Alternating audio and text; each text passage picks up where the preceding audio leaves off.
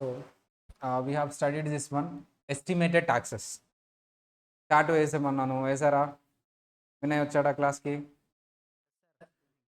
Chart వేసావమ్మా? రఫ్గానే వేసుకున్నావా? సరే. So very simple. If you are a normal person, not a farmer కాదు. సో నార్మల్ పర్సన్, సో నీకు advance tax not applicable, apply అవ్వట్లేదు. ఎవరికి అప్లై అవుతుంది అంటే 1000 కంటే ఎక్కువ ఉంటే, 1000 కంటే ఎక్కువ ఉన్న వాళ్ళకి అప్లై అవుతుంది. ట్యాక్స్ లైబిలిటీ ఏంటమ్మా? ఇన్కమా ట్యాక్స్ లైబిలిటీయా? Tax liability. సార్ వాళ్ళు ఎంత పే చేయాలి అంటే అట్లీస్ట్ 90% ట్యాక్స్ ముందుగానే పే చేయాలి. డ్యూరింగ్ ద ఇయరే పే చేయాలి సార్, లేదా 90% లేదా ఏంటమ్మా 100% ఆఫ్ లాస్ట్ ఇయర్ ట్యాక్సెస్. ఈ రెండిట్లో లీస్ట్ అమౌంట్ పే చేయాలి, ముందుగానే పే చేయాలి. ముందుగానే అంటే డ్యూరింగ్ ద ఇయర్ ఆ డ్యూ డేట్స్ ఉన్నాయి సార్. వీళ్ళకి అడ్వాన్స్ ట్యాక్స్ అప్లై అయితే వీళ్ళకి రిటర్న్ ఫైలింగ్ ఎప్పుడు sir? Return file date. So first advance tax ముందుగా పే చేయాలి కదమ్మా. ట్యాక్స్ డ్యూ డేట్స్ ఏంటి సార్ అంటే వెరీ సింపుల్ సార్, క్వార్టర్లీ. వీళ్ళకి అమ్మ అప్లై అవ్వట్లేదు క్వార్టర్లీయా? ఏంటి చెప్పట్లేదు ఎవరు? April 15 sir. అదే అడ్వాన్స్ ట్యాక్స్ అప్లై అయితే చెప్పాలి. అడ్వాన్స్ ట్యాక్స్ అప్లై అయితే క్వార్టర్లీ. ఏంటమ్మా అది? Quarterly sir. మరి రిటర్న్ ఫైల్ డ్యూ డేట్స్ ఏంటి sir? Return file due dates ఏంటి సార్ అంటే వీళ్ళకి సార్ రిటర్న్ ఫైల్ జనరల్గా వీళ్ళకి ఏప్రిల్ 15. ఒకవేళ ఎక్స్టెన్షన్ కూడా తీసుకోవచ్చు. ఎక్స్టెండెడ్ టు ఎక్కడికి వెళ్ళొచ్చమ్మా? అక్టోబర్. సార్ వీళ్ళు క్వార్టర్లీ ఫైల్ చేస్తారు, వీళ్ళకి కూడా రిటర్న్ డ్యూ డేట్ ఏంటి సార్? ఏప్రిల్ 15. వీళ్ళు కూడా ఎక్స్టెండ్ చేసుకోవచ్చు. ఏం చేసుకోవచ్చు అమ్మా? Extended to October 15. ఓకేనా sir? What about this farmers? ఈ farmers advance tax apply. Advance tax not apply అంటే నార్మల్ కేసు నానా. అడ్వాన్స్ ట్యాక్స్ నాట్ అప్లై అనగానే నువ్వు ఏ కేసుకి వెళ్ళిపోవాలి? నాట్ అప్లై కేసుకి వెళ్ళిపోవాలి. అడ్వాన్స్ ట్యాక్స్ అప్లైలో 2 కేసెస్ ఉంటాయి సార్. ఏంటి సార్ ఆ 2 కేసెస్ అంటే sir, if they want to pay Jan 15th pay చేసేటట్లయితే వీళ్ళకి రిటర్న్ ఫైలింగ్ ఏప్రిల్ 15th తీసుకోవచ్చు, ఆర్ ఎక్స్టెండెడ్ కూడా వెళ్ళిపోవచ్చు, అక్టోబర్ 15th వరకు కూడా వెళ్ళొచ్చు sir. If they missed out this April 15th, then March 1st, అప్పుడు మాత్రం కంపల్సరీ మీరు మార్చ్ 1st పే చేయాలి. ఇఫ్ నాట్ ఒకవేళ పే చేయకపోతే పెనాల్టీ పడుతుంది. పెనాల్టీ ఎంత పడుతుంది సార్? పెనాల్టీ ఎక్కడి నుంచి పడుతుంది సార్? జాన్ 15th నుంచి పెనాల్టీ పడుతుంది. ఎందుకు? మార్చ్ 1st మిస్ అవుట్ అయ్యావంటే రిటర్న్ ఫైలింగ్ జాన్ 15th వస్తుంది, మార్చ్ 1st రాదు. నువ్వు మార్చ్ 1st తీసుకుంటున్నావు అంటే రిటర్న్ కూడా ఆ రోజే ఫైల్ చేయాలి. So this is the thing we have discussed. Okay, right now we're going to discuss withhold. దేని గురించి చెప్పుకోబోతున్నానమ్మా? Withhold. What is this withhold? ఇండియాలో విత్ హోల్డ్ని ఏమంటారు సార్ అంటే TDS. What is the mechanism of this TDS? Sir యూఎస్లో advance tax ఏమంటారమ్మా? Estimated tax. Sir what is this mechanism of TDS? TDS అంటే ఏంటి అసలు? First of all sir, there is a government is there. ఒక government ఉందమ్మా. Here is the person. ఎవరు sir ఇతను? ఒక శాలరీ వచ్చే ఎంప్లాయీ.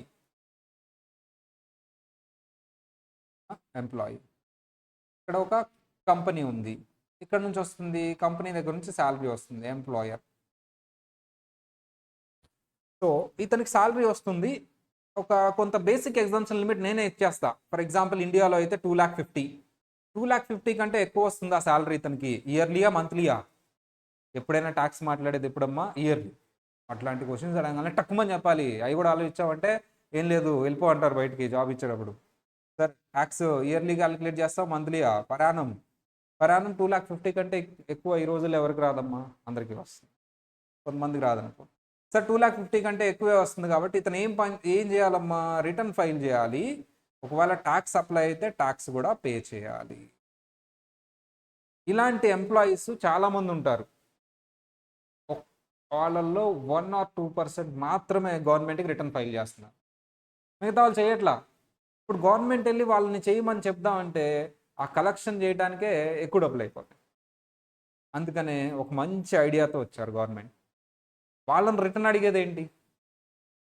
ఎంప్లాయర్ దగ్గర కంట్రోల్ పెడదాం. అతనికి శాలరీ ఇచ్చేది ఎవరు? ఎంప్లాయర్. ఒక పని చేద్దాం, ఎంప్లాయర్కి రోటీస్ పంపిద్దాం అందరికి. నువ్వు ఎవరికైతే శాలరీలు ఇస్తున్నావో ఆ శాలరీలు ఇచ్చేటప్పుడే టీడీఎస్ అని కొంత అమౌంట్ డిడక్ట్ చేయి. ఫర్ ఎగ్జాంపుల్ 10% డిడక్ట్ చేసి మిగతా అదే ఇవ్వు మంత్లీ. ఓవరాల్గా 10% నాకు.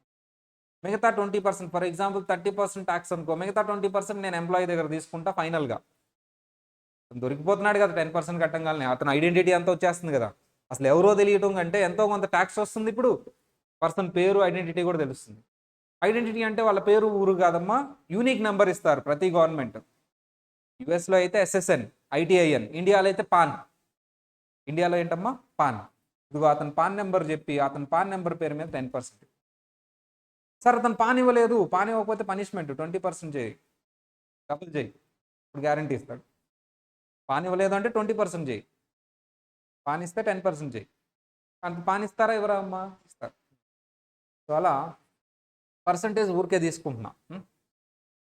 అంటే ఇప్పుడు ట్యాక్స్ వచ్చేస్తుంది గవర్నమెంట్కి. ఇప్పుడు ఎంప్లాయీని పట్టుకొని నువ్వు రిటర్న్ ఫైల్ చేయని అడగాల్సిన అవసరం ఉందా? నో. మినిమం ఎంతో కొంత వచ్చేస్తుంది, చేయకపోయినా పర్లేదు. సార్ ఇప్పుడు మరి ఈ ఎంప్లాయరు చేయకపోతే, ఎంప్లాయర్ అలా డిడక్ట్ చేయకపోతే టీడీఎస్, అతనికి కూడా పనిష్మెంట్ ఉండాలిగా. ఇప్పుడు ఎంప్లాయీకి అది ఇన్కమ్ అమ్మా. ఏది ఇన్కమ్ సార్? ఎంప్లాయీకి శాలరీ అనేది ఎంప్లాయీకి ఇన్కమ్. శాలరీ అనేది ఎంప్లాయీకి ఏంటమ్మా? ఇన్కమ్. శాలరీ అనేది ఎంప్లాయీకి ఏంటమ్మా? ఇన్కమ్.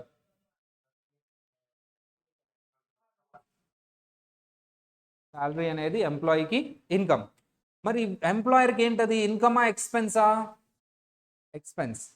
ఎక్స్పెన్స్ అంటే ఏంటి? అతని ఇన్కమ్స్లోంచి ఈ శాలరీ అనేది తీసేసి రిమైనింగ్ దాని మీద అతను ట్యాక్స్ పే చేయాలి. నువ్వు ఒకవేళ టీడీఎస్ చేయకపోతే అది ఎక్స్పెండిచర్ కింద అలో చేయను. అంటే ఏది ఇంక్రీజ్ అవుతుంది? ప్రాఫిట్ ఇంక్రీజ్ అవుతుంది. అంటే ఇండైరెక్ట్గా ఎవరు ట్యాక్స్ కడతారు దాని మీద? ఎంప్లాయర్. పనిష్మెంట్. ఇప్పుడు ఎంప్లాయర్ టీడీఎస్ చేస్తాడా చేయడా? అతను ట్యాక్స్ కట్టడానికి, అతన్ని కాపాడటానికి నేను ఎందుకు ట్యాక్స్ కట్టాలి? నేను శాలరీ ఎక్స్పెండిచర్ కింద క్లెయిమ్ చేసుకోవాలి కదా. సార్ శాలరీ ఏంది, ఎక్స్పెండిచర్ ఏంది, ఇన్కమ్ అంటావు, కాసేపు ఎక్స్పెండిచర్ అంటావు. ఈ వీడియో కరెక్ట్గా 5 నిమిషాలు చెప్పాను కదా, అది మళ్ళీ ఒక 5 సార్లు చూడు, నీకు అర్థం కాలేదండి. నీకు కాదమ్మా. సరే, ఎక్స్పెండిచర్ కింద క్లెయిమ్ చేసుకోవాలి కదా ప్రాఫిట్. సార్ ఎక్స్పెండిచర్ కింద ఎలో చేయను టీడీఎస్ చేయకపోతే. ఇప్పుడు చేస్తారు కదా అందరూ. కంట్రోల్ ఎలా ఉంది? సాలిడ్గా ఉంది. సో అలా శాలరీకి పెట్టారు. దాని తర్వాత ఇప్పుడు కంపెనీ పే చేసే ఎక్స్పెండిచర్ అన్నిటికీ పెడితే బాగుంటుంది కదా. శాలరీ ఒక్కటేనా ఎక్స్పెండిచర్? ఇంకేం ఉండదా కంపెనీకి ఎక్స్పెండిచర్? ఏమేమి ఉంటాయో చెప్పినానా? వేరే వాళ్ళకి పే చేసేవాడిని ఎక్స్పెండిచర్. ఏమేమి పే చేస్తారు వాళ్ళు? అంత శాలరీయే, వేజు, ఇంకా రెంట్, నువ్వు కూడా చెప్పాలి. వేరే వాళ్ళకు కంపెనీ పే చేసే ఎక్స్పెండిచర్ ఏంటమ్మా? అంతసేపు ఆలోచించకూడదు మనం కామర్స్ స్టూడెంట్. నువ్వు కంపెనీ రన్ చేస్తున్నావు అమ్మా, ఏం ఖర్చులు ఉంటాయి చెప్పున్నా? టకటకటక బిజినెస్ స్టూడెంట్ నువ్వు. అరే ఒక హోటల్ పెట్టావు, ఏం ఖర్చులు ఉంటాయో చెప్పు? ఒక హోటల్ పెడితే ఏం ఖర్చులు ఉంటాయి నాన్న? అంతసేపు ఆలోచిస్తున్నావు. ఆ రిలయన్స్ షోరూమ్ వాడికి ఏమేమి ఖర్చులు ఉంటాయో చెప్పున్నానా? రిలయన్స్ షోరూమ్ వాడికి ఏమేమి ఖర్చులు ఉంటాయి? ఎలక్ట్రిసిటీ బిల్ గవర్నమెంట్కే పే చేస్తాం కాబట్టి టీడీఎస్ చేస్తే తంతాడు. ఇంకా ఇంతసేపు ఆలోచించాలా? నువ్వే ఒక బిజినెస్ పెడతావు అమ్మా, ఏం ఖర్చులు ఉంటాయి నెల నెల?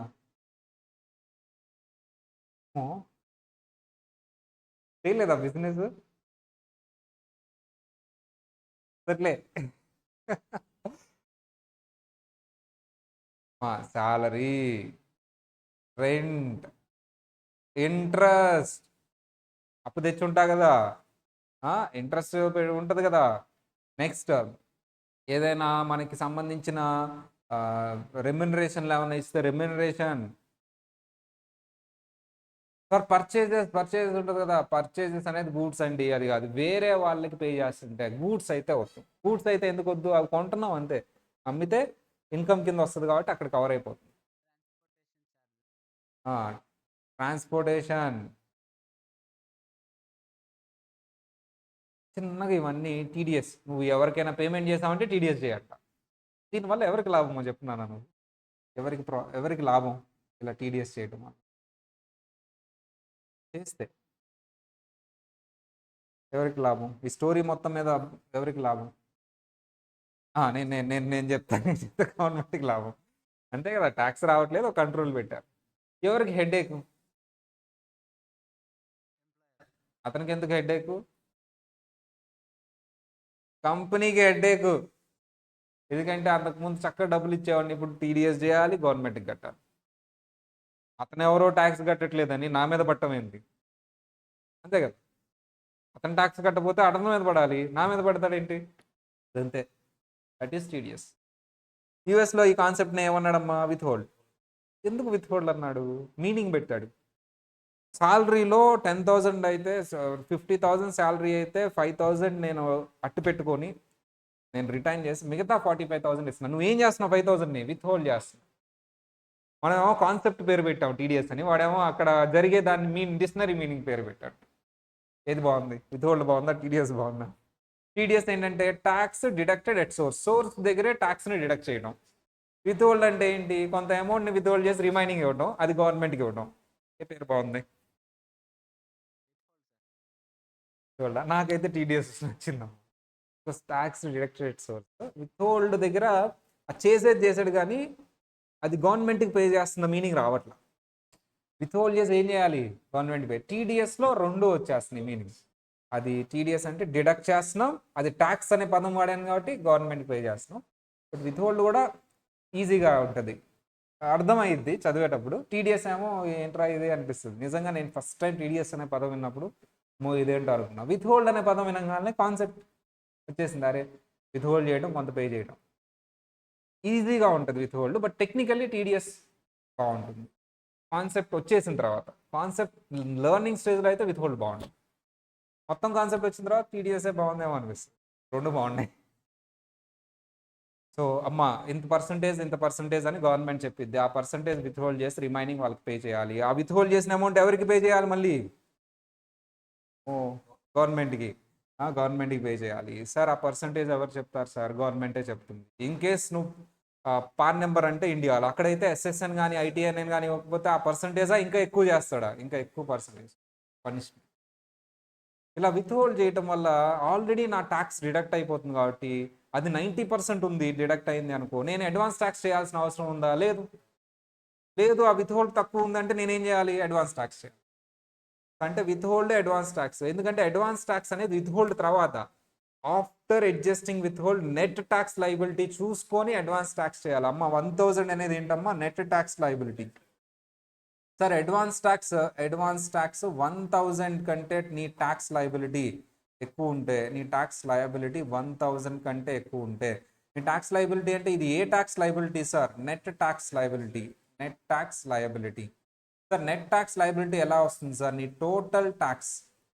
Total tax minus withhold. Withhold తీసేసిన తర్వాత, సార్ విత్ హోల్డ్ తీసేసిన తర్వాత ఏమి లేదు సార్, అసలు చాలా తక్కువ ఉంది అంటే 90% విత్ హోల్డే ఉన్నట్టు కదా.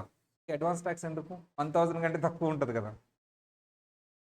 అర్థమైందా?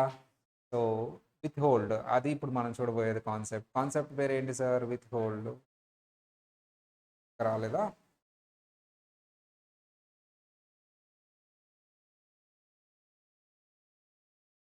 మా ఎంసీక్యూస్ చేస్తాం కదా. ఎర్న్డ్ ఇన్కమ్, అన్ఎర్న్డ్ ఇన్కమ్ చెప్పుకున్నాం కదా. ఏది ఉండాలమ్మా మన జీవితంలో? ఎర్న్డ్ ఇన్కమ్ ఉండాలా, అన్ఎర్న్డ్ ఇన్కమ్ ఉండాలా? రెండు ఉండాలి. రెండు ఉండాల్సిందే. సార్ ఎందుకు ఈ కాన్సెప్ట్ విత్ హోల్డ్ ముందు చెప్తానంటే, నేను మీకు శాలరీ వస్తున్నప్పుడు ఎర్న్డ్ ఇన్కమ్ అమ్మా, మీకు అన్ఎర్న్డ్ ఇన్కమ్ కూడా ఉంది. అప్పుడు మీ ఎంప్లాయర్కి ఆ ఇన్కమ్ తెలుస్తుందా? తెలియదు కదా.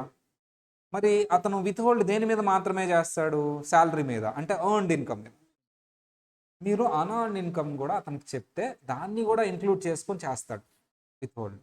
అప్పుడు మీకు ఒక పని తగ్గిపోతుంది. ఏంటది? Advance tax.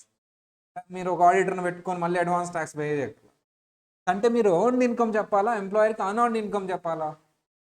బోత్ చెప్పాలి. ఎర్న్డ్ ఇన్కమ్ ఆల్రెడీ అతనికి తెలుసు, అన్ఎర్న్డ్ ఇన్కమ్ అతనికి డిస్క్లోజ్ చేస్తే అప్పుడు మీకు ఏం చేస్తారమ్మా? టీడీఎస్ చేస్తారు. ఓకేనా? టీడీఎస్ అంటే విత్ హోల్డ్ చేస్తారు.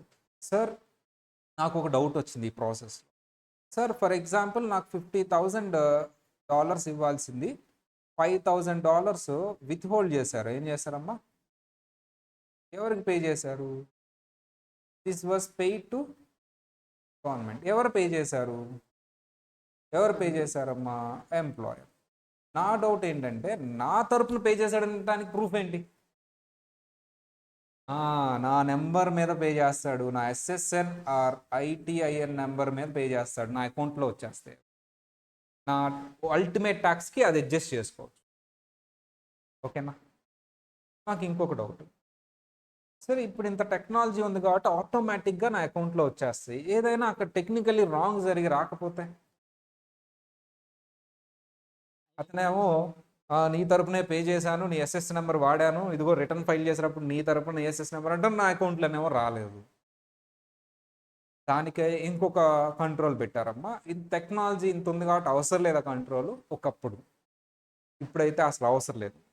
ఇండియాలో అయితే దాన్ని టీడీఎస్ సంబంధించి ఎంప్లాయర్ టీడీఎస్ నీ తరపున ఇంత టీడీఎస్ చేశానని నీకు ఒక ప్రూఫ్, నీకు ఒక సర్టిఫికేట్ ఇస్తాడు. ఏమిస్తాడమ్మా? దాని పేరే టీడీఎస్ సర్టిఫికేట్. ఫామ్ 16 అంటారు. ఏమంటారమ్మా? TDS certificate. నీ పేరు, నీ తరపున ఎంత డిపాజిట్ చేశాను ఇయర్ మొత్తం మీద, నీ పాన్ నెంబరు, ఏ పీరియడ్కి, ఇవన్నీ డీటెయిల్స్తో టీడీఎస్ సర్టిఫికేట్ ఇస్తాడు. దాని పేరే ఫామ్ 16. ఇండియానా యుఎస్ఆ? ఇండియా. మరి యుఎస్లో కూడా ఉంది కదా W4. ఏంటమ్మా అది? W4, W2 ఇలాంటివన్నీ నీకు ఇచ్చే ఫామ్స్ అనమాట. ఎంప్లాయర్ దగ్గర నుంచి వచ్చాయి. ఇన్ఫర్మేషన్ ఫామ్, ఇన్ఫర్మేషన్ సర్టిఫికేట్స్, ఇలాంటివన్నీ నీకు ఎంప్లాయర్ ఇచ్చే సర్టిఫికేట్స్. ఇండియాలో అయితే ఫామ్ 16 టీడీఎస్ సర్టిఫికేట్ అంటారు. ఇక్కడ ఫామ్ నెంబర్ పెట్టేశారు. సార్, ఈ ఫామ్ నెంబర్ ఎవరెవరికి ఇస్తారమ్మా? Employer to employee for the proof of with holding and depositing to government. అవన్నీ నువ్వు మీ ఆడిటర్కి ఇవ్వాలి. ఒకవేళ నీ అకౌంట్లో అమౌంట్ రిఫ్లెక్ట్ అవ్వకపోయినా ఇవి చూపిస్తే అవి చూసి క్లెయిమ్ చేస్తారు. ఓకేనా? అలా నీకు మీద ఎవరైతే నీకు విత్ హోల్డ్ చేస్తారో వాళ్ళందరూ నీకు ప్రూఫ్లు ఇస్తారు, ఫామ్స్. ఓకేనా? What is backup with holding? They are the times of entity is required to withhold certain amount from the payment and remit the amount to IRS. Entity అంటే కంపెనీ. ఏం చేస్తుందమ్మా? Certain amount, total అమౌంటా? Certain amount ఏం చేస్తుంది? Withhold చేస్తుంది. Withhold చేసి ఎవరికి pay చేస్తుంది? IRS. The backup withholding is not a penalty. ఇది పెనాల్టీ కాదు. And taxpayer may report the backup withholding amount as tax withheld. దాన్ని ఏమనొచ్చమ్మా? ట్యాక్స్. అందుకని ఇండియాలో టీడీఎస్ అన్నారు. When filing their tax return file చేసినప్పుడు అది use చేసుకొని అడ్జస్ట్ చేసుకో. As with any over payment backup with holding tax can be refunded. మనం కట్టాల్సిన ట్యాక్స్ కంటే టీడీఎస్ ఎక్కువ ఉంది నేను మొత్తం ట్యాక్స్ 10,000 వచ్చింది, నా ఎంప్లాయర్ ఏమో 12,000 డిడక్ట్ చేశాడు. నేను ఇప్పుడు ఏం చేయాలి సార్? ఎక్కువ డిడక్ట్ చేసావు, రిఫండ్. ఏంటమ్మా అది? రిఫండ్. నెక్స్ట్ ఇయర్ కాదు, రిఫండ్ ఇచ్చేయాలి నాకు, అంతే. నెక్స్ట్ ఇయర్ కడతా, నెక్స్ట్ ఇయర్ కూడా చేస్తూ ఉంటాడు ఆయన. ఏంటమ్మా ఏమి ఇస్తారు? రిఫండ్. డిడక్ట్ చేస్తే రిఫండ్ ఇచ్చేస్తారు. వెన్ ఎప్పుడు చేస్తాడు sir? When individual did not provide the payer with the valid tax payer identification number. ఆ నెంబర్ ఇవ్వకపోతే కంపల్సరీ చేస్తా. IRS notified the payer that tax SSN ITN is incorrect and IRS notified the payer to start withholding the interest and dividend because the payee failed. Amma, interest and dividend earned income, unearned income? Unearned income. Interest dividend నువ్వు invest చేస్తే వచ్చాయి, ఖాళీ కూర్చుంటే వచ్చేసేవి, unearned income. And the payee failed to certify that he is not subjected to backup withholding for unreported interest and dividend. నువ్వు report చేయాలి, report చేయకపోతే నీకు విత్ హోల్డ్ పడుతుంది. Who has to withhold? ఎవరమ్మా? Employer. Under current backup withholding rules, business అంటే company, financial institution అంటే బ్యాంకులు, interest pay చేసేటప్పుడు, డివిడెండ్ పే చేసేటప్పుడు కంపెనీ, శాలరీ ఇచ్చేటప్పుడు employer. Withholding rate sir 2023దే, 2024 ఇంకా రిలీజ్ కాలేదు, రిలీజ్ అయిన తర్వాత నేను అప్డేట్ చేస్తాను. The current backup withholding rate is 2023 24%.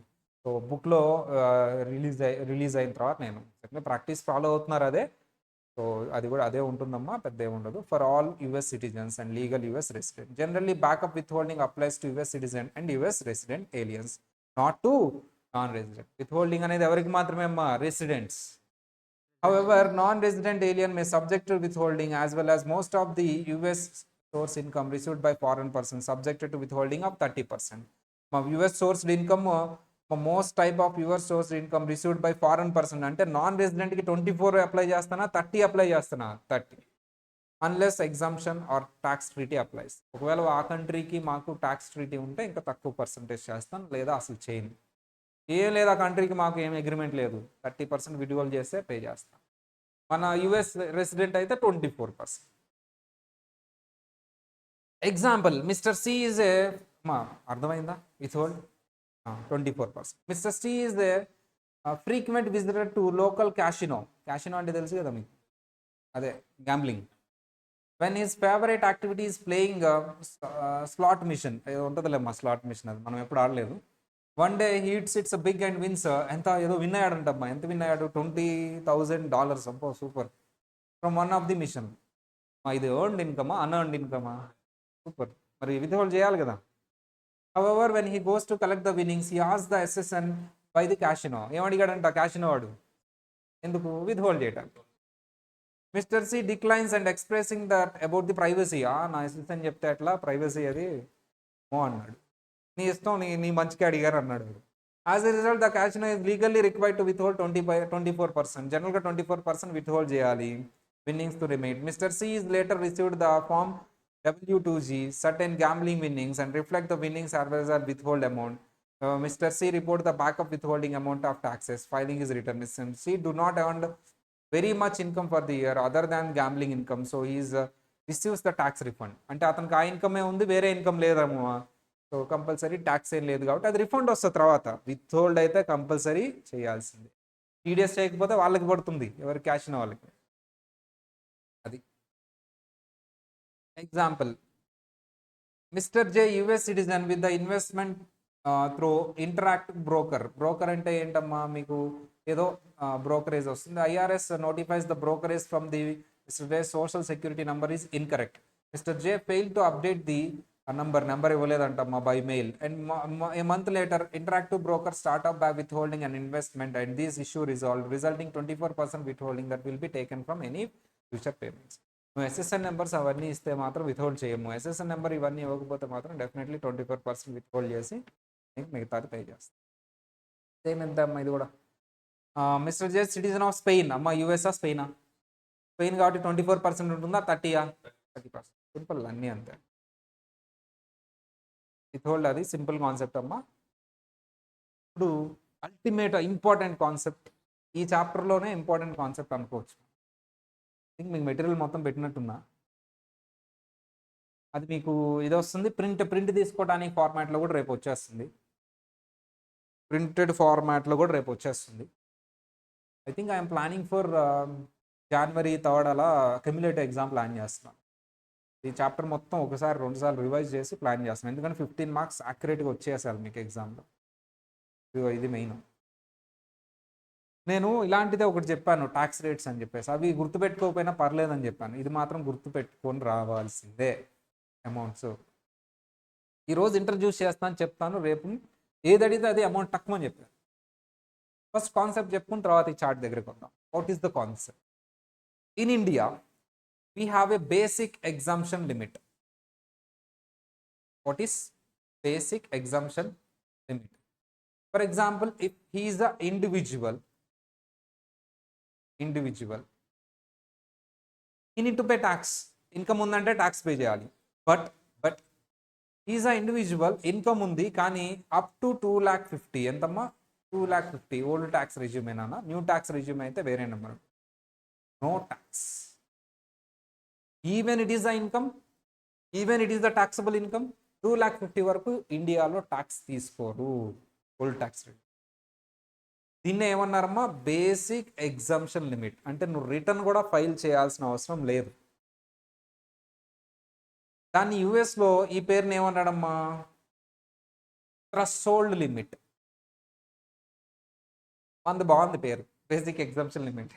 వీళ్ళేమో థ్రెషోల్డ్ లిమిట్. అంటే ఏంటి? థ్రెషోల్డ్ అంటే మీనింగ్ ఏంటంటే అక్కడ వరకు ఎగ్జంప్టెడ్ అని. థ్రెషోల్డ్ని డిక్షనరీ మీనింగ్ తీస్తే ఎగ్జామ్ ఈసారి మనం డిక్షనరీ మీనింగ్ పెట్టాం, వాళ్ళు వేరే మీనింగ్ పెట్టారు. అఫ్కోర్స్ థ్రెషోల్డ్ అన్న డిక్షనరీ మీనింగ్ అదే వస్తుందిలే, థ్రెషోల్డ్ లిమిట్. ఈ లిమిట్ వరకు అదిగో ఆ కేటగిరీ వాళ్ళు ట్యాక్స్ కట్టాల్సిన అవసరం ఉందా లేదా, రిటర్న్ ఫైల్ చేయాల్సిన అవసరం ఉందా లేదా, లేదు. ఏంటి సార్ ఆ లిమిట్ ఎగ్జామ్లో అడుగుతాడమ్మా. నువ్వు సింగిల్ అంటే అన్మ్యారీడ్, నీ ఏజ్ 65 కంటే తక్కువ, నీకు $13,850 వస్తుందా ఇయర్లీ. అమ్మా ఏజ్ చెప్పినా నేను ఏంటమ్మా ఇయర్లీ, అంతే సార్ నాకు వచ్చేది. నువ్వు ట్యాక్స్ రిటర్న్ ఫైల్ చేయకుండా ట్యాక్స్ కట్టక. Gross income and filing thresholds, ఫైలింగే చేయక్కర్లా నువ్వు అసలు, no tax no filing. Super sir. 13,850 కంటే $1 ఎక్స్ట్రా వచ్చినా you have to pay tax and file the return. మరి 65 ఆర్ ఓల్డర్ ఉంటే థ్రెషోల్డ్ లిమిట్ ఎంతమ్మా, 15,700. గుర్తుపెట్టుకోవాలి. మ్యారీడ్ ఫైలింగ్ జాయింట్లీ అంటే ఎంఎఫ్జే అంటే మ్యారేజ్ అయింది, జాయింట్లీ అంటే రిటర్న్ జాయింట్గా ఫైల్ చేస్తారు. అంటే వైఫ్ అండ్ హస్బెండ్ ఇద్దరు కలిపి రిటర్న్ ఫైల్ చేస్తున్నారు, ఒకటే రిటర్న్, జాయింట్లీ, నాట్ సపరేట్. మాది ఇది నెక్స్ట్ చాప్టర్లో వస్తుంది అది స్టేటస్ ఆఫ్ అని. ఊరికే married filing jointly and qualifying surviving spouse, spouse ఉంది, స్పౌజ్తో కలిపి మనం కూడా ఫైల్ చేస్తున్నాం, QSS. Both spouses under 65. ఎంతమ్మా లిమిట్, 27,700. క్లబ్డ్ ఇన్కమ్ కదా అందుకని పెంచారు, ఇద్దరు కలిపి కదా. వన్ స్పౌజ్ 65 ఆర్ ఓల్డర్, ఒక స్పౌజ్ పెద్దవాళ్ళు, 29,200 ఇస్ ద థ్రెషోల్డ్ లిమిట్. అక్కడి వరకు అవసరం. Both the spouses is above 65, 30,700. Married filing separate, ఇది ఒప్పుకోట్లా. నువ్వు సపరేట్గా ఫైల్ చేస్తున్నావా, అసలు లిమిట్ చూడమ్మా, మరి కోపంగా పెట్టాడు అసలు. ఎనీ ఏజ్ ఎంతమ్మా, $5. అంటే నువ్వు కంపల్సరీ చేయాల్సిందే, మ్యారీడ్ అయ్యావు సపరేట్ చేస్తున్నావా, ఇద్దరు అయ్యండి, రిటర్న్ అయ్యండి ఇద్దరు, ఏదో gambling. So $5. Head of house hold అంటే మ్యారీడ్, మళ్ళీ నీ మీద చిల్డ్రన్ ఉన్నారు, నీ మీద చిల్డ్రన్ ఉన్నారు, ఆర్ మీ మదర్ మీ దగ్గర ఉంటున్నారు, అప్పుడు నువ్వు హెడ్ ఆఫ్ హౌస్ హోల్డ్ అవుతావు. నీకు డిపెండెంట్స్ ఉంటే, నీ మీద డిపెండెంట్స్ ఉంటే, నీ మదర్ పేరెంట్స్ కానీ చిల్డ్రన్స్ కానీ ఉంటే, spouse is not dependent, spouse is equal, spouse కాకుండా వేరే వాళ్ళు ఉంటారు, అప్పుడు నిన్ను హెడ్ ఆఫ్ హౌస్ హోల్డ్ అంటారు. అండర్ 60, మా స్పౌజ్ ఎప్పుడు డిపెండెంట్ అనకూడదు, కోపం వస్తుంది వాళ్ళకి, నేను నీ మీద డిపెండెంటా అని. సో అండర్ 65 అమ్మా ఎంతమ్మా, 20,800. 65 అబోవ్ అమ్మా, ఎగ్జాక్ట్లీ 65 అయితే, ఎగ్జాక్ట్లీ 65 అంటే లిమిట్ ఎంతో చెప్పున్నానా, ఎగ్జాక్ట్లీ 65 అయితే 22,650. 65 ఆర్ ఓల్డర్ అలా చదవాలి. ఎక్కడ చూడండి, అండర్ 65 అంటే 65 కంటే తక్కువ అని, 65 ఆర్ ఓల్డర్. ఓకేనా. Dependent having only unearned income, నాకు డిపెండెంట్ ఉన్నారమ్మా, నేను dependent, actually I'm the dependent. Having only unearned income, నాకు ఏ ఇన్కమ్ మాత్రమే ఉంది, unearned income. Actually I'm not the head of the household, I'm the dependent. నేను వేరే వాళ్ళ మీద ఆధారపడి ఉంటున్నా. మా నాన్నగారే నాకు అన్ని స్కూల్ ఫీజు అన్ని కడతారు. నేను ఇప్పుడు ఏంటమ్మా, హెడ్ ఆఫ్ ది హౌస్ హోల్డా డిపెండెంటా, మా నాన్నగారు head of the house hold. కొంచెంసేపు అంతే ఉంటుందిలేమ్మా, నేను ఇక్కడ ఆ వైర్ తొక్కుతూ ఉంటా క్లాస్ చెప్పేటప్పుడు, అందుకని అది అలా అయింది. సరే, head of the household అమ్మా, head of the household అయిపోయింది. ఇప్పుడు డిపెండెంట్ అయితే సరిపోదు, నీకు ఏ ఇన్కమ్ ఉండాలి, ఎర్న్డ్ ఇన్కమ్ ఉండాలా, అన్ఎర్న్డ్ ఇన్కమ్ ఉండాలా, అన్ఎర్న్డ్ ఇన్కమ్. నువ్వు డిపెండెంట్, నీ ఏజ్ ఎంత ఉండాలి, నువ్వు డిపెండెంట్ అని రావాలంటే ఏజ్ ఎంత ఉండాలి, నేను కానీ ఇంకా అయిపోయింది నా ఏజ్, మీ ఏజ్ 18 అబోవ్ నేనమ్మా, నువ్వు కూడా కాదమ్మా. So 23 or under, full time student కదా నువ్వు, 23 అండర్ కింద ఉందా, 23 అబోవ్ ఉందా, నువ్వు కాదు అసలు, నువ్వు డిపెండెంట్ కాదు. వినయ్ అవుతాడేమో, 23 బిలో ఉంది కదా. వద్దులే సార్, ఎందుకు మా ఏజ్లో ఎందుకు సార్ ఇప్పుడు రికార్డింగ్లో మీ ఏజ్ చెప్తున్నారా మీరు, రికార్డింగ్లో మా ఏజ్లో చెప్తారు మీరు అంటారు. సరే, age 18 years or under, full time students అయితే 23 ఇయర్స్ తీసుకోండి. తక్కువ ఉండాలి ఎక్కువ ఉండాలా, 18 కానీ తక్కువ కానీ, 23 కానీ తక్కువ కానీ, 18 తీసుకోవాలా 23 తీసుకోవాలా, 18 తీసుకోవాలి. ఒకవేళ స్టూడెంట్ అయితే, ఫుల్ టైం స్టూడెంట్ అయితే 23 తీసుకోండి. 18 తీసుకోవాలి. ఫుల్ టైం స్టూడెంట్ అని ప్రూఫ్ ఉందా? చదువుతున్నావా డిగ్రీ కానీ ఎంబీఏ కానీ ఏమన్నా యూఎస్లో? ఎస్ సార్ చదువుతున్నా సార్ నేను. 23 తీసుకో.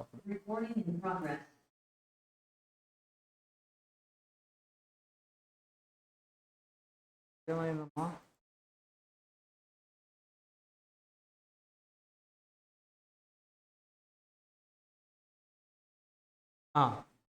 మా డిపెండెంట్ అంటే ఎవరు సార్ అనేది ఇంపార్టెంట్. సార్ నేను ఒకళ్ళ మీద డిపెండ్ అవుతున్నాను. నిన్ను ఎప్పుడు మాత్రమే నేను డిపెండెంట్ అవుతానంటే నీ ఏజ్ 18 ఇయర్స్ కంటే తక్కువ ఉండాలి. General rule. 18 ప్లస్లో 23 తీసుకో. ఎప్పుడు మాత్రమే నువ్వు ఫుల్ టైం స్టూడెంట్ అయితే. 18 ఆర్ బిలో. 18 ప్లస్లో 23 చేసుకో ఎప్పుడు నువ్వు ఫుల్ టైం స్టూడెంట్ అయితే. అప్పుడు నీ అన్అర్న్డ్ ఇన్కమ్ ఏంటమ్మా అది? నీ unearned income up to 1250 exempted. అక్కడ వరకు no tax. Next 1250 children rate, kiddie tax కట్టాలి, తక్కువ రేట్. నువ్వు ట్యాక్స్ కట్టాలి.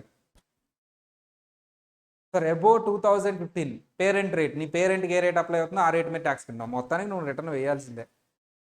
ఎప్పుడమ్మా నీకు అన్నాడు. ఎందుకంటే ఈ రూలు పెద్దవాళ్ళు వాళ్ళకి ట్యాక్స్ పడుతుందని ఎఫ్డి ఎవరి పేరు మీద చేస్తారు? పిల్లల మీద. ప్రాపర్టీస్ ఎవరి మీద మీద పెడతారు? పిల్లల పేరు మీద. రెంట్ అంటే ట్యాక్స్ కట్టాలి, రెంట్ అంటే అదిగో ఆ పిల్లోడిని అడుగంటారు. ఆ పిల్లోడు నాకేం తెలుసు అని నోట్లో వేలేసుకుంటాడు. అన్అర్న్డ్ ఇన్కమ్ ఉంటే, ఎర్న్డ్ ఇన్కమ్ ఉందా వదిలేసే. అన్అర్న్డ్ ఇన్కమ్ ఉంటే మాత్రం అది డైవర్ట్ చేసినట్టుగా తీసుకుంటాను నేను పేరెంట్ దగ్గర నుంచి. అది ఆ బుడ్డోడు రిటర్న్ వేయాల్సిందే. అతను డిపెండెంట్ కాదు సార్, అయితే సపరేట్ రిటర్న్ వేయాలి. ఇంకెందుకు ఆలోచన? డిపెండెంట్ కాబట్టి తప్పించుకోవడానికి నువ్వు అటు పెట్టావు అనుకొని అతను రిటర్న్ వేయాల్సిందే. ఎంతవరకు వదిలేస్తాను? 1250 వదిలేసాయి సార్. Next 1250, next 1250. నెక్స్ట్ అంటే ఏంటమ్మా? 1250 తర్వాత నుంచి 1000 అంటే ఇక్కడికి ఎంత అయిపోయింది చెప్పు? 1250 తర్వాత 1250 ఎంత అయిపోయింది ఇక్కడికి? 7500. సో నెక్స్ట్ 1250 మీద కిడ్డీ ట్యాక్స్ కట్టాలి సార్. ఎబో 2500 అర్థమైంది. ఇప్పుడు 2500 ఎక్కడి నుంచి వచ్చిందో? నీ పేరెంట్కి ఏ ట్యాక్స్ రేట్ అయితే అప్లై అవుతుందో అది కట్టాలి. ట్యాక్స్ రేట్స్ చదువుకున్నాం కదా, ఇంత నుంచి స్లాబ్ రేట్. అతనికి ఏ స్లాబ్ రేట్స్ అయితే అప్లై అవుతాయో అవి అప్లై చేయాలి. మా అర్థమైందా? డిపెండెంట్ హౌస్ హోల్డ్ సార్ ఈ ఇన్కమ్స్ కంటే అబో అయితే మామూలు స్లాబ్ రేట్స్ అప్లై అవుతాయి. ఓన్లీ డిపెండెంట్ చిన్నపిల్లలకి మాత్రం కిడ్డీ ట్యాక్స్ అప్లై అవుతుంది. అది కూడా first 1250 exempted, next 1250 kiddie tax. అంతకంటే ఎక్కువ ఉంటే ఇక పేరెంట్ అంటే పేరెంట్ దగ్గర క్లబ్ చేసేస్తున్నట్టే, కానీ ఇతనే ట్యాక్స్ వేస్తాడు. సరే డిపెండెంట్ హ్యావింగ్ ఎర్న్డ్ ఇన్కమ్. ఏ ఇన్కమ్ అమ్మా? Earned income. సరే నాయన, ఎర్న్డ్ ఇన్కమ్ అయితే 13,850 ఎర్న్డ్ ఇన్కమ్. అన్ఎర్న్డ్ అయితేనే నేను అది డైవర్ట్ చేసినట్టుగా తీసుకుంటాను. Earned income is a genuine rule. అతను ఏదో అతను సంపాదించుకుంటున్నాడు కానీ చిన్నపిల్లోడే. ఎర్న్డ్ ఇన్కమ్ అంటే ఎలా? అన్ఎర్న్డ్ అంటే నేను ఏదో ఎఫ్డి చేశాను నా పిల్లోడి మీద, ఏదో ప్రాపర్టీ అతని పేరు మీద పెట్టాను వస్తుంది. మరి ఎర్న్డ్ ఇన్కమ్ ఎలా ఉంటుంది చిన్నపిల్లోడికి? చెప్తున్నానా?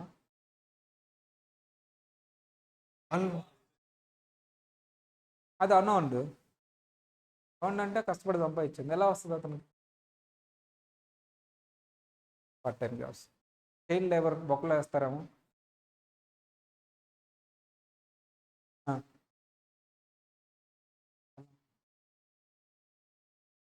నేను చెప్పనా? పాడుతా తీయగా చిన్నపిల్లాడు వచ్చాడు, ఓ పాడుతా ఉన్నాడు మైక్ పట్టుకొని. డబ్బులు ఇస్తారా ఎవరా? ఈ జూనియర్స్ వచ్చి సర్కస్ చేస్తా ఉన్నాడు ఆ పిల్లోడు. డాన్స్ చేస్తాడా సర్కస్ చేయలేదు తెలియట్లా. డబ్బులు ఇస్తారు కదా. స్పెషల్ టాలెంట్ ద్వారా వచ్చింది అన్నాను earned income. Earned income as usual normal rules apply. Normal rules. Only unearned income అయితేనే 1250 ఇవన్నీ అమ్మా. యాజ్ యూజువల్ నువ్వు ఎర్న్డ్ ఇన్కమ్ అయితే నువ్వు డిపెండెంటా, నువ్వు రిటర్న్ వేయాల్సిందే. 13,850 కంటే ఎక్కువ ఉంటే నార్మల్గా నువ్వు పెద్దోళ్ళలాగే ట్రీట్ చేస్తాయి నేను. సార్ నువ్వు డిపెండెంట్ అన్ఎర్న్డ్ ఇన్కమ్ సార్, ఓకే నువ్వు చిన్నపిల్లోడివి, సరే 1250 వదిలేసాయి. నెక్స్ట్ 1250 కిడ్డీ ట్యాక్స్ కట్టు ఏదో కొంత అప్పుడున్న రేట్ ప్రకారం. అంతకంటే ఎక్కువ ఉంటే నీ పేరెంట్కి ఏ రేట్ అప్లై అవుతుందో ఆ రేట్ ప్రకారం ట్యాక్స్ కట్టు. ఎనీ ఫైలింగ్ స్టేటస్ నీకు నెక్స్ట్ చాప్టర్లో వస్తుంది. ఇవి కాకుండా రిమైనింగ్ ఫైలింగ్ స్టేటస్ అక్కడ చూద్దాం. The tax pair had the net earnings from self employed. మా సెల్ఫ్ ఎంప్లాయిడ్ అంటే ఏంటి? What is self employed? Very important అమ్మా, చాలా ఎంసీక్యూస్ ఉంటాయి దీని మీద. Own business. పైన చెప్పిందంతా ఏంటి సార్? మరి సాలరీ సార్ ఓన్ బిజినెస్ ఉంటే 400 కంటే ఎక్కువ నీకు ప్రాఫిట్ వస్తే ఎంతమ్మా? 400 అయిపోయింది. $400 పర్ ఇయర్ ఊరికే వస్తుంది. రిటర్న్ వేయాల్సిందే, ట్యాక్స్ కట్టాల్సిందే. క్వశ్చన్ చదివేటప్పుడు సెల్ఫ్ ఎంప్లాయిడ్ అని కనిపించిందంటే ఇన్కమ్ ఎంతో చూడు. 400 కంటే ఎక్కువ ఉందా? ఉంది సార్. నెట్ ఎర్నింగ్స్ అంటే income minus expenses, profit. Profit ఎంతో చూడు సార్. 500 ఉంది.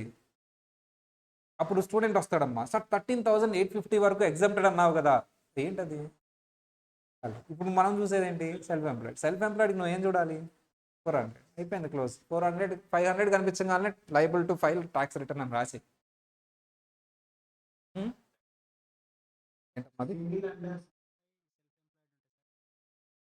మా సెల్ఫ్ ఎంప్లాయిడ్ అంటే బిజినెస్ నానా. సింగిల్ అంటే శాలరీ అమ్మా.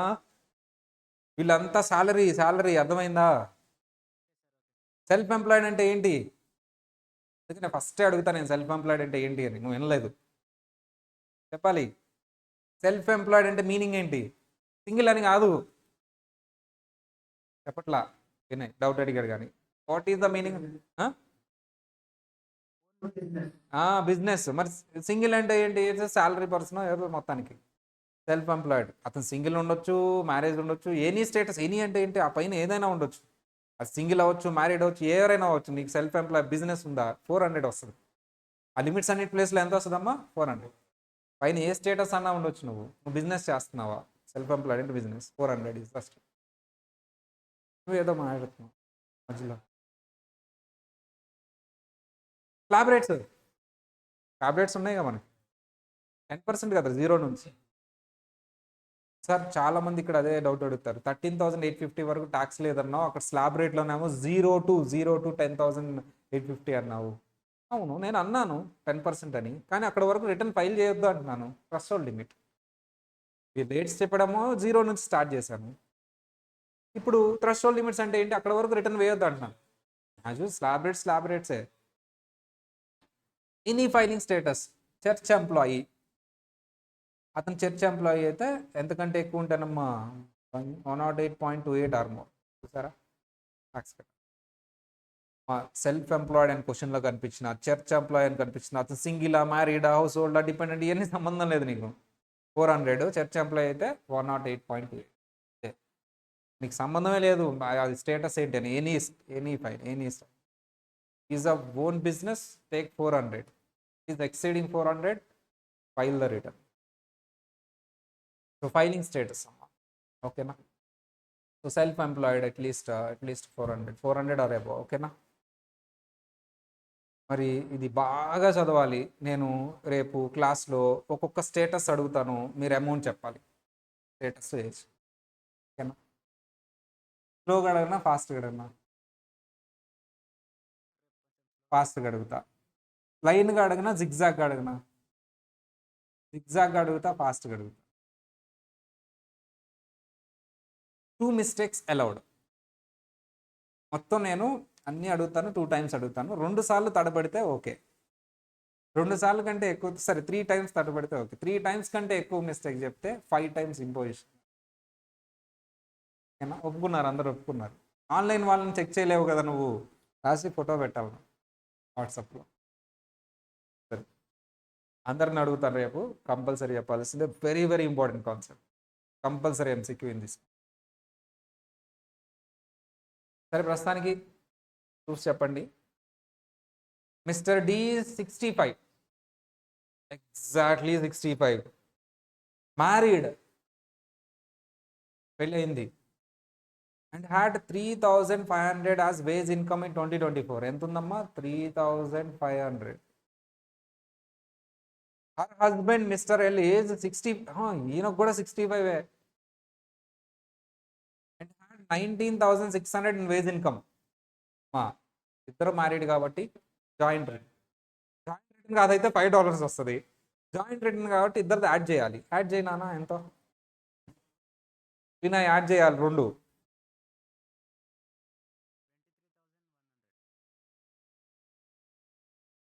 ఇది యాడ్ చేయాలి. 19,600 ఎంతమ్మా?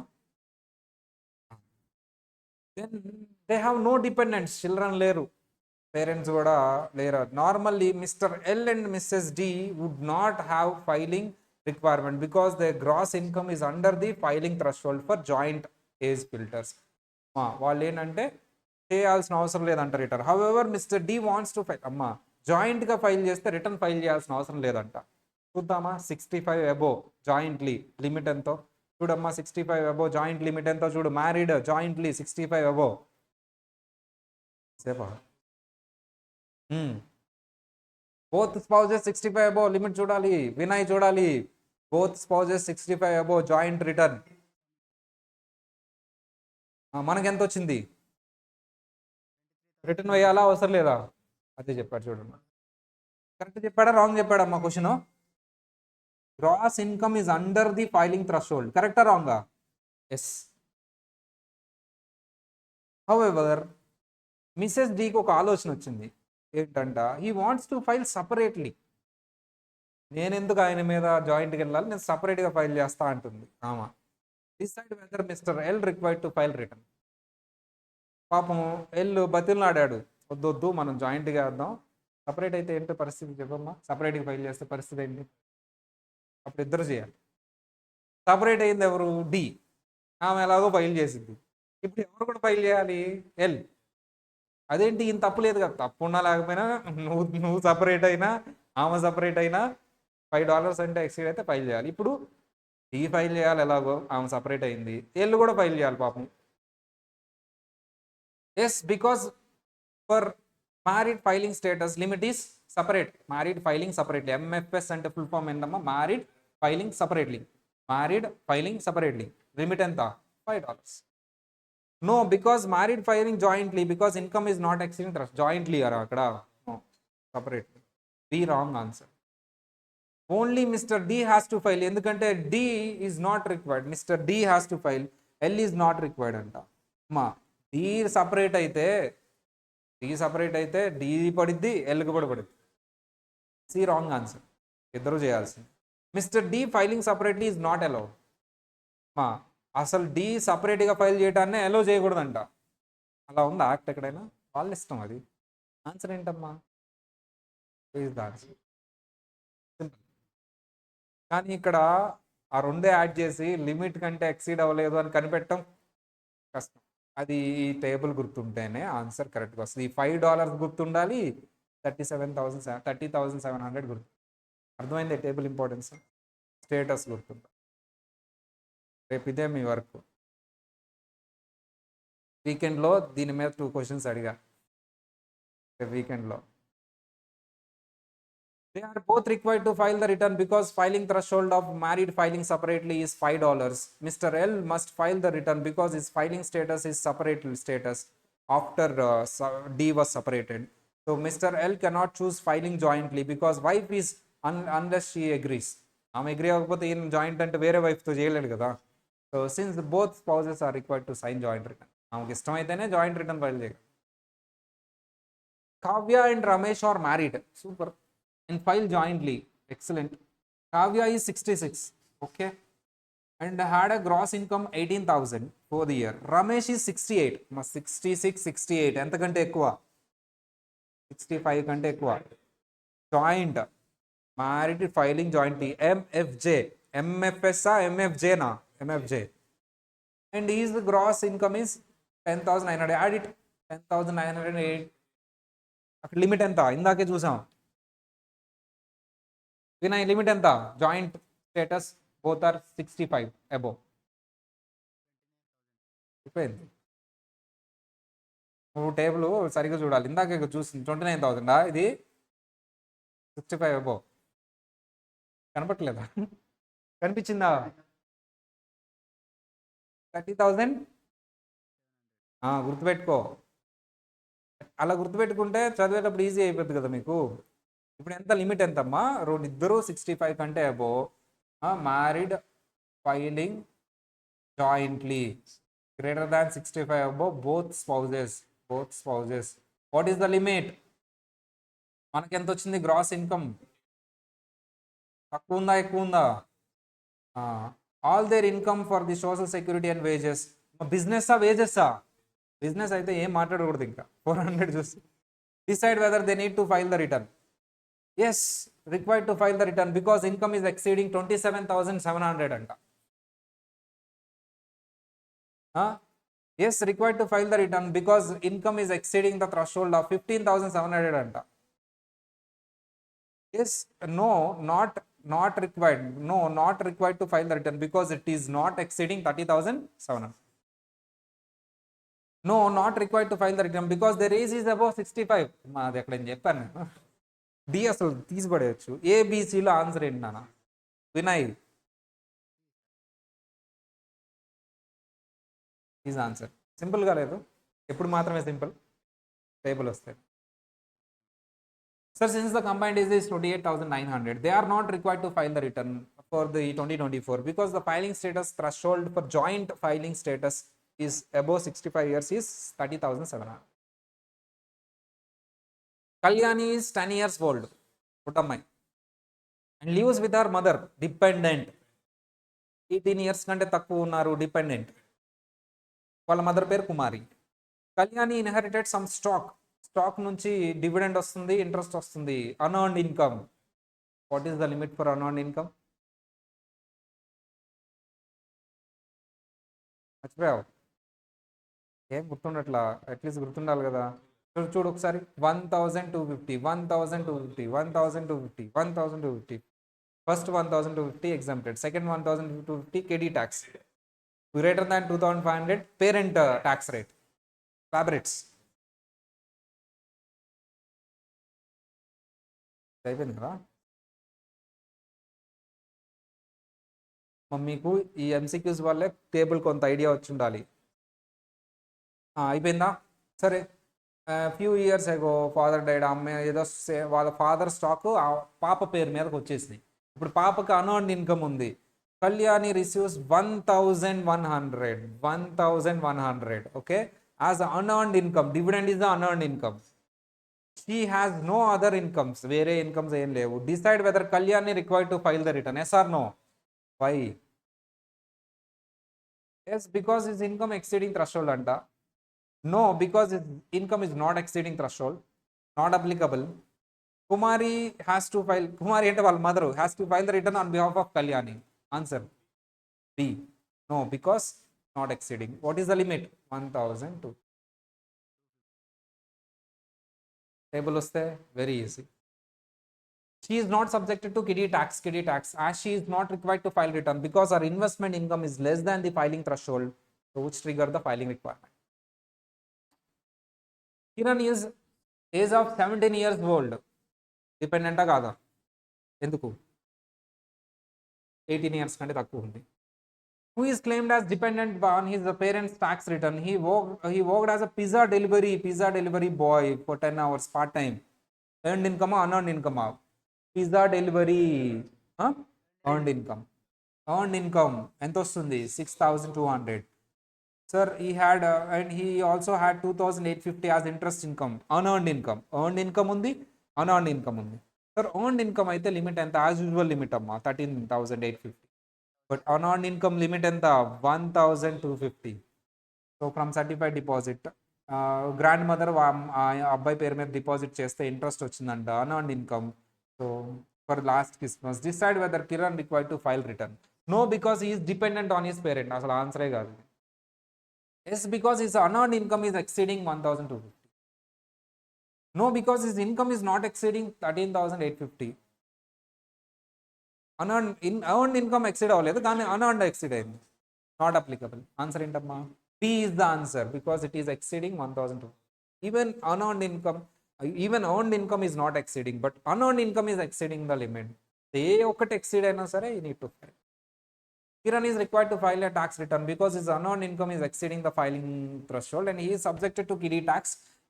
If Kiran did not have any interest income, he would not file a return because his earned income is less than the filing limits. Earned income paranga aithe not required, but unearned income undi kabatti he should file. Bunty is a 17 years school going student living with his parents as usual, dependent.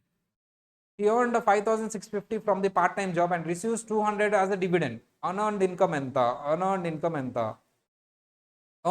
enta? from the stock gifted from his grandmother. Bunty parent claimed him as a qualified child. Decide whether Bunty is required to file the return. ఆ limit exceed అయిందా అవలేదా? ఎంత limit ఎంత?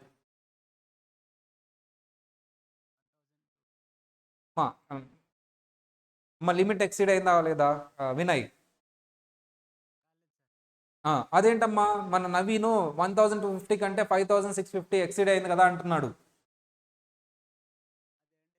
అది earn income అంట, దానికి 13,850 చూడాలి. చెప్పరు ఎగ్జామ్లో ఎవరు. అన్ఎర్న్ ఇన్కమ్కి అక్కడ నువ్వు చూడాల్సింది 1250, ఇక్కడ ఎంత చూడాలి? 13,850. ఇక్కడ ఎంత చూడాలి? 1,250. అయితే qualified child no because is dependent and his parents are qualified child. Yes because is unearned income is exceeding 1,250. కాదు కదా. No because is income is not exceeding 1,250. So not applicable. మనం exceeding not exceeding not exceeding కాబట్టి C.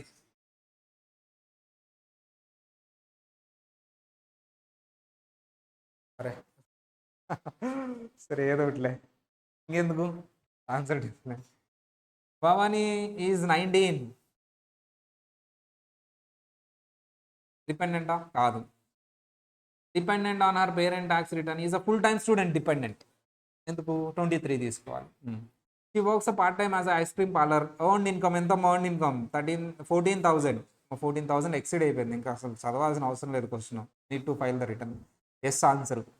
She had no other income and and parents provide the majority of his financial support. ఏదైనా చెప్పు, ఆమె earned income 13,850 కంటే exceed అయ్యింది. So yes ఎక్కడ ఉందో చూడు. So no is the wrong answer. Yes because other income is exceeding 1,000. అసలు 1,250 అన్ఎర్న్డ్ ఇన్కమే లేదు. సి కూడా కాదు. ఆన్సర్ ఏంటమ్మా? ఏ. టేబుల్ వచ్చింది అంటే ఇవన్నీ కేక్ వాకే, టక్ టక్ టక్ వెళ్ళిపోతాయి అంతే. సో నెక్స్ట్ క్లాస్లో we are filing requirements self employed. Already చెప్పిందే 400 అని. దాని మీద డీటెయిల్గా కొన్ని ఎంసీక్యూస్ చూస్తాం, ఇంకా కొన్ని questions and additional filing requirements అని వాటికి ఎక్సెప్షన్స్ అనమాట. Even though threshold limit exceed అవ్వకపోయినా ఇప్పుడు నేను చెప్పిన లిమిట్స్ ఎక్సీడ్ అయితే నువ్వు ఫైల్ చేయాలి. ఇండియాలో ఎలా ఉంటుంది, ఇక్కడ ఎలా ఉంటుంది, ఎక్సెప్షన్. ఆ టేబుల్కి ఎక్సెప్షన్. ఆ కాన్సెప్ట్ మీద కొన్ని MCQs. Relief for joint liability. So అంటే చెప్తా రేపు. మీ స్పౌజ్ మీకు గన్ను పెట్టేసి సైన్ పెట్టని పెట్టించుకున్నారు, అప్పుడు ఏం చేయాలి, ఇలాంటివన్నీ. సో అలా రిలీఫ్లు పట్టుకోవచ్చు. ఇలాంటివన్నీ కూడా ఉంటాయి అన్నమాట. సో నెక్స్ట్ క్లాస్లో విల్ సీట్. ఓకే, మీకు ఆల్రెడీ నేను ఫుల్ మెటీరియల్ పెట్టానమ్మా. రేపు వీకెండ్ క్యుములేటివ్ ఎగ్జామ్ కాదు, ఈ రోజు వరకు ఏదైతే సిలబస్ జరిగిందో అదే ఉంటుంది. మీకు ఫుల్ మెటీరియల్ నేను పెట్టేశాను విత్ ఎంసీక్యూస్ కూడా. అవన్నీ సిటీ కింద నేను మండే అప్లోడ్ చేస్తాను, ఎందుకంటే అక్కడ నుంచి లాస్ట్ వరకు సిటీ క్రియేట్ చేశాను నేను. అంటే టాపిక్ 3, టాపిక్ 1 సిటీపీటీ అయిపోయింది, టాపిక్ 2 సిటీపీటీ అయిపోయింది సెకండ్ చాప్టర్లో. టాపిక్ 3 మొత్తం ఇదంతా సిటీపీటీ మొత్తం ఒకేసారి పెట్టారు. ఓకేనా? 2.1 రాసి ఉంటారు మీరు. టాపిక్ 3 సిటీపీటీ మొత్తం ఈ చాప్టర్ అయిపోయిన వాళ్ళు పెడతాను. అంటే చాప్టర్ 2లో ఎన్ని టాపిక్స్ మాత్రమే? 3. That's it. 15 మార్క్స్ వచ్చేస్తే ఈజీగా. క్యుములేటివ్ ఎగ్జామ్ జనవరిలో ఉంటుంది max to max. So we have a December. Actually 29th ఇంకో వీక్ ఉంది కదా, 22nd ఉంది కదా. ఇప్పుడు 15 కదమ్మా, 22nd కానీ 29th కానీ క్యుములేటివ్ ఎగ్జామ్ పెడతాను. 22nd మ్యాక్సిమం పెట్టేస్తాను. నెక్స్ట్ సండే క్యుములేటివ్ ఎగ్జామ్ ఉండబోతుంది. 22nd is a cumulative exam. మీకు మెటీరియల్ ఆల్రెడీ వచ్చింది. మండే మీకు ప్రింటెడ్ ఫార్మాట్లో కూడా మెటీరియల్ వస్తుంది. In case if you want the print, మన స్టాఫ్ని అడగండి, ప్రింట్ తీసిస్తారు. సో ఆన్లైన్ వాళ్ళు మీరు అది ప్రింట్ తీసుకోవచ్చు. ఇప్పుడు నేను పంపించిన మెటీరియల్ మీకు ప్రింట్ తీయలేము. నేను ఏం చేస్తానంటే స్టాఫ్ని ప్రింటెడ్ ఫార్మాట్లో కూడా కన్వర్ట్ చేసి పంపించండి అని చెప్పాను. సో మీకు మండేకి పంపించేస్తాను. అది ప్రింట్ కూడా తీసుకోవచ్చు.